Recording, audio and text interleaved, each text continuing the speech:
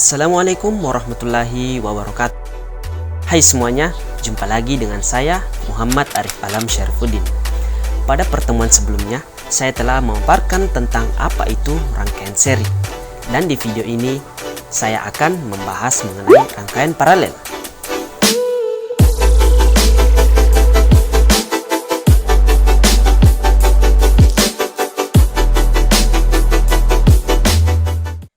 Baik teman-teman, kali ini kita kembali membahas sesuatu yang sangat dekat dengan kita, yaitu listrik.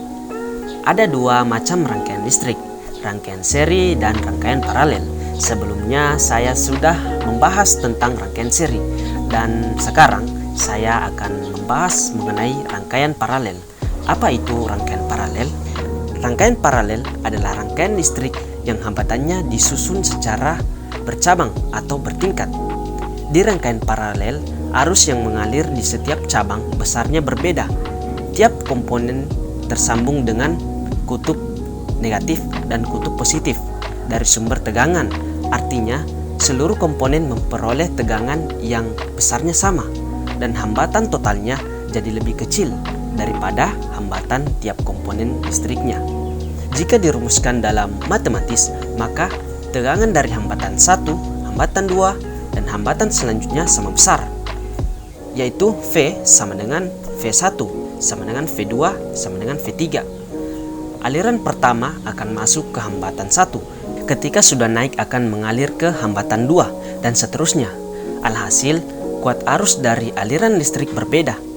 Tetapi satu hal pasti bahwa sumber energi tetap akan sama dengan seluruh kuat arus yang mengalir di hambatan, yaitu I sama dengan I1 tambah I2 tambah I3. Sedangkan cara untuk menghitung hambatan dari rangkaian paralel adalah I per RP sama dengan 1 per R1 tambah 1 per R2 tambah 1 per R3. Rangkaian paralel ini memiliki ciri-ciri atau karakteristik, yaitu yang pertama, disusun secara bersusun atau bercabang. Yang kedua, arus listrik dari rangkaian ini besarnya berbeda untuk tiap resistor. Yang ketiga, tiap komponen terhubung dengan kutub positif dan kutub negatif dari sumber listrik. Jadi, semua komponen mendapat tegangan sama dan hambatan total bernilai lebih kecil dari hambatan tiap komponen listriknya. Ini adalah contoh penyusunan rangkaian paralel pada resistor. Dan ini adalah contoh penyusunan rangkaian paralel pada lampu pijar. Contoh penerapan rangkaian listrik paralel ini dalam kehidupan sehari-hari seperti yang kita ketahui, distributor listrik PLN ke rumah-rumah menggunakan rangkaian paralel dan stop kontak yang menggunakan jala-jala. Rangkaian paralel ini memiliki kelebihan. Apa sih kelebihan dari rangkaian paralel ini? Yang pertama, apabila sumber tenaga listrik atau contohnya baterai yang disusun secara paralel, maka kapasitas arus pada rangkaian baterai tersebut akan meningkat. Kapasitas arus total yang dihasilkan pada rangkaian baterai tersebut sama dengan penjumlahan dari masing-masing arus yang tersimpan di dalam masing-masing baterai. Misalnya, ada dua buah baterai yang masing-masing memiliki tegangan 12 volt dan jumlah arus 35 ampere. Maka jumlah arus total yang dapat dikeluarkan rangkaian baterai tersebut adalah 70 ampere. Yang kedua, jika beban listrik misalnya lampu dirangkai secara paralel, maka apabila salah satu lampu putus, lampu yang lain akan tetap menyala. Yang ketiga, jika beban listrik dirangkai secara paralel, maka tegangan listrik yang menuju ke masing-masing beban adalah sama besar dengan tegangan sumber, sehingga apabila beberapa lampu dengan daya yang sama dirangkai secara paralel terhadap sumber tegangan, maka lampu-lampu tersebut akan menyala sama terang.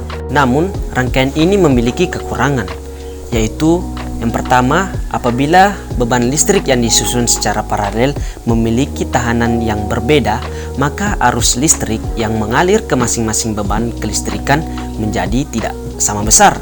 Yang kedua, rangkaian listrik yang disusun secara paralel akan membutuhkan jumlah kabel penghantar yang lebih banyak dibandingkan rangkaian listrik yang disusun secara seri. Yang ketiga, Karena jumlah kabel penghantar yang digunakan lebih banyak, maka untuk biaya pembuatan akan lebih mahal juga dibanding dengan rangkaian seri. Baik teman-teman, itu tadi penjelasan tentang rangkaian paralel. Mulai dari apa itu rangkaian paralel, ciri-ciri atau karakteristik rangkaian paralel, serta kelebihan dan kekurangan dari rangkaian paralel ini. Semoga video ini bisa menambah pengetahuan kita tentang rangkaian listrik. Sampai di sini dulu perjumpaan kita, dan saya mengajak kepada teman-teman untuk memberikan masukan pada video ini dengan menekan tombol like, subscribe, dan berikan pendapat kalian pada kolom komentar. Oke, sekian. Assalamualaikum warahmatullahi wabarakatuh.